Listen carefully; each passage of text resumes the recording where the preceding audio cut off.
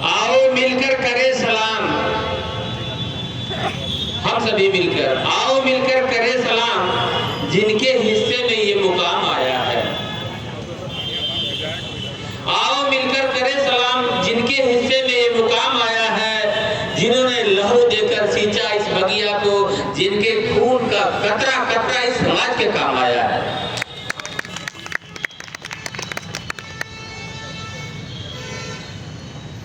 आदरणीय अध्यक्ष महोदय और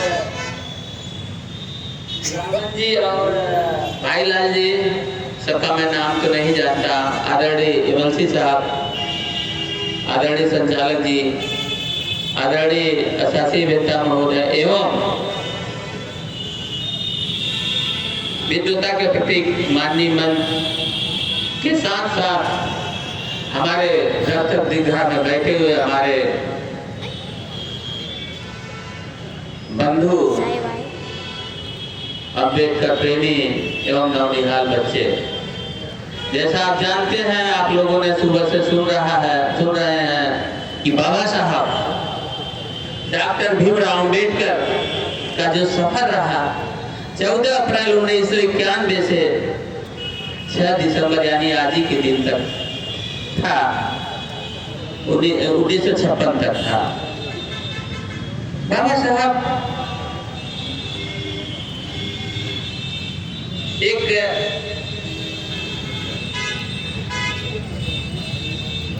इतना संघर्ष किए। बाबा साहब जब 5 साल के थे, तो उनकी माँ मर जाती है, खत्म हो जाती है, एक्सपायर हो जाती है।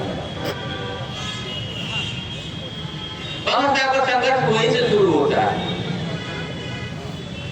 हम लोग कहते हैं हम संघर्षों के आदी हैं और हम अम्बेडकरवादी। क्यों कहते हैं? इसी वजह से कहते हैं बाबा साहब का संघर्ष 5 साल से ही शुरू हो जाता है। उनकी मां मर जाती है। उन्होंने कर्म और भाग को वहीं तय कर दिया। कर्म क्या है, भाग क्या है, संघर्ष क्या है। उन्होंने कहा कि सीढ़ियां उन्हें मुबारक हो, सीढ़ियां उन्हें मुबारक हो जिन्हें छत पे जाना है, सीढ़ियां उन्हें मुबारक हो जिन्हें छत पे जाना है। अरे मेरी मंजिल तो आसमां है, रास्ता मुझे खुद बनाना है। बाबा साहब से अपना रास्ता बनाए। उन्होंने कहा मंजिल पाने के लिए, आप सब समझते हैं, सभी लोग जानते हैं, तमाम विद्वान वक्ता अग्रज साथी आप लोग बताए होंगे कितना संघर्ष किया। जब 5 साल के थे तभी उन्होंने मंजिल तय कर ली। मां मरी, मंजिल तय किए। कितना सोचे विद्वान थे। उन्होंने कहा ये मंजिलें बड़ी जिद्दी होती है, ये मंजिलें बड़ी जिद्दी होती है। अरे हासिल कहां नसीब से होती है, ये मंजिलें बड़ी जिद्दी होती है। अरे हासिल कहां नसीब से होती है। वहां तूफान भी आ जाते हैं जहां कश्तियां चित पर होती है। अरे भरोसा भाग पर करोगे, भागशाली हो तो तुमकी मांग न लगती। भरोसा भाग में करोगे तो भाग में जो लिखा वही पाओगे। अगर भरोसा खुद पर करोगे तो जो आप चाहोगे वही पाओगे। बाबा साहब का सफर 5 साल से ही शुरू हो गया और इतना जमाना जुल्म किया, इतना जमाना जुल्म किया कि आप जानते ही है। जिनको पढ़ने नहीं दिया गया, जिनको लिखने नहीं दिया, पढ़ने नहीं दिया गया, आज अभी उन्हीं को पढ़ रहा है। इतना जमाना सितम किया, जुल्म किया। जैसे आप जानते हैं कि उनको क्लास के बाहर रखा गया, नाई बाल नहीं काटा, गाड़ी पर बैठे अगर पूछे जात तो सब धक्का मार के उतार दिए। बहुत सारा सितम किए, बहुत सारा सितम उन्होंने सहा। तो उन्होंने कहा जब झेलते रहे तो उन्होंने कहा करे, उनका शब्द कभी कभी फूट ना जाता था। कहते थे अरे मत पूछना मेरे सब्र का इंतहा कहां तक है। जब जुल्म होता था तो वो सब्र उसका टूटता था। तो मत पूछ कहते थे, अरे मत पूछना मेरे सब्र का इंतहा कहाँ तक है। अरे ये सिस्टम एक घोषणावादी लोग, तू कर ले सितम तेरी ताकत जहाँ तक है। सितम सहते रहे, सितम घेरते रहे। उन्होंने कहा अरे मत पूछना।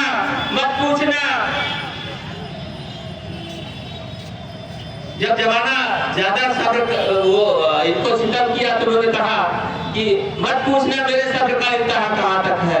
ये सिस्टम तू कर ले सितम तेरी ताकत जहाँ तक है। अरे जिन्हें उसमें वफा होगी, जिन्हें होगी उन्हें होगी, मुझे तो बस ये देखना है। अरे सिस्टम तुम जालिम कहाँ तक है।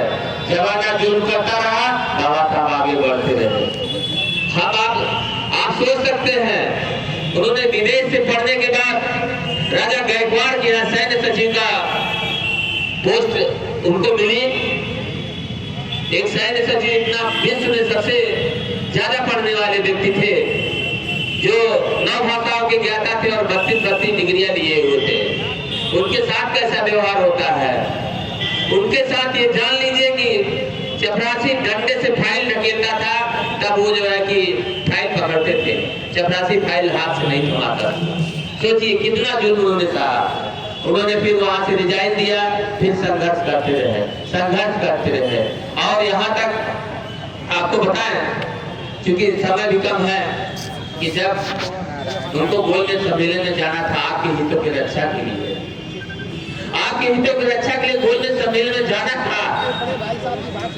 उनके सबसे प्यारा बेटा राजरतन मर जाता है, लाश घर पे पड़ी है। उनके बड़े भाई कह रहे अम्बेडकर लाश का दफन कर दो। उनकी पत्नी रमाबाई ने कहा कि आप लाश को दफन करके तब जाइए, दफन करने के कफन नहीं है। बाबा साहब ने कहा कि अगर आज हम लंदन गोल्डन सम्मेलन में नहीं जाते हैं, आज मेरा एक बच्चा बिना कफन का दफन हो रहा है। अगर नहीं जाते हैं तो करोड़ों बच्चे बिना कफन के दफन हो जाएंगे। सोचिए, अपने बच्चे की लाश गर्भ पड़ी तो उन्होंने आपके हित के रक्षा के लिए चले जाते हैं। हम आपने 10 मिनट टाइम नहीं दे सकते। उन्होंने जो है आपके हित के लिए अपना पूरी जिंदगी न्यौछावर कर दिए और उन्होंने कभी जो है कि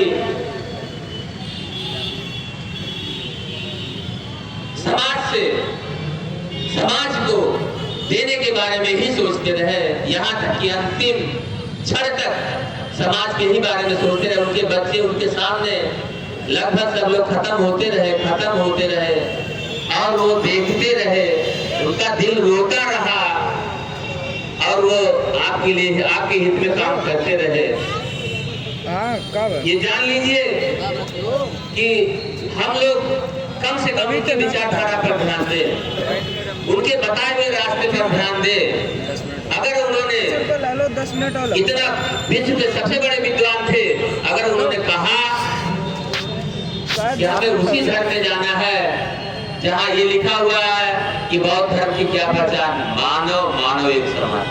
अगर मानवता का संदेश समानता का है तो निश्चित है बाबा साहब डॉक्टर भीमराव अम्बेडकर हम लोगों को मार्गदर्शन किए और मानवता का उन्होंने संदेश दिया। हम जानते हैं कि ये जिस दिन हमारे दिल में डॉक्टर अम्बेडकर होंगे और उनकी विचारधारा होगी, याद रखना उस दिन अदालत भी हमारी होगी और फैसला भी हमारा होगा। हम उनके विचारधारा पर चलना सीखे। ये जान लीजिए, अगर जिंदगी में कोई पूछे कि क्या खोए और क्या पाए तो बता देना कि जो कुछ खोया है वो मेरी नादानी है और जो कुछ पाया है वो डॉक्टर भीमराव अम्बेडकर की मेहरबानी है। निश्चित है हम लोग यहाँ उनके मेहरबानी के तहत यहाँ हम लोग हैं। ये जान लीजिए कि जब तक हम लोग डरते रहेंगे, हमारे रहन सहन और जिंदगी के फैसले दूसरे लोग करते रहेंगे। इसलिए हमें डरना नहीं है, अपना फैसला स्वयं करना है। इन सब के बावजूद जो है बाबा साहब को संविधान बनाने का मौका मिला। उनको संविधान सभा में जाने नहीं दिया जा रहा था। तमाम लोग कहे कि इनके लिए संविधान सभा क्या, इनके लिए खिड़की दरवाजे भी बंद हैं। बाबा साहब इस सारे दिक्कत को झेलते हुए, सारी समस्याओं को झेलते हुए संविधान लिखे। जब उन्होंने संविधान लिखा तो जो है कि भूल गए, उनके अंदर ईर्ष्या द्वेष था ही नहीं, उनके अंदर ईर्ष्या द्वेष था ही नहीं। उन्होंने पूरे भारत को एक धागे में पिरोया, उन्होंने भारत को पूरे एक धागे में पिरोया और सबके लिए, महिलाओं के लिए, सारे लोगों के लिए एक अधिकार दिया। और उन्होंने कहा, अरे जाकर अपने दीवारों पर लिख दो कि हम इस देश के हुक्मरान हैं, इस देश के शासक हैं। उन्होंने संविधान के माध्यम से अरे रानी के पेट का नसबंदी कर दिया और कहा कि राजा और रानी के पेट से नहीं पैदा होगा, ये आप लोगों के वोट से पैदा होगा, ये आप लोगों के वोट से पैदा होगा। बाबा साहब जो है जब संविधान लिखे उस समय सारी द्वेष भावना को किनारे कर दिए, पूरा देश को एक धागे में पिरोए। तब उन्होंने कहा कि तुम्हारे हर सितम पर, जमाना जो सितम किया, मैं इसी की बात समाप्त करता हूँ, तुम्हारे हर सितम पर मुस्कुराना मुझको आता है, तुम्हारे हर सितम पर मुस्कुराना हमको आता है। अरे लगा दो, लगा दो, लगा दो, आप पानी में बुझाना हमको आता है। अरे बुझाना चाहते हो, बुझाना चाहते हो तो तुम बुझा दो, तुम तूफान बनकर मोहब्बत के चिरागों को जलाना हमको आता है, मोहब्बत के चिरागों को जलाना हमको आता है। जय भीम, जय भारत।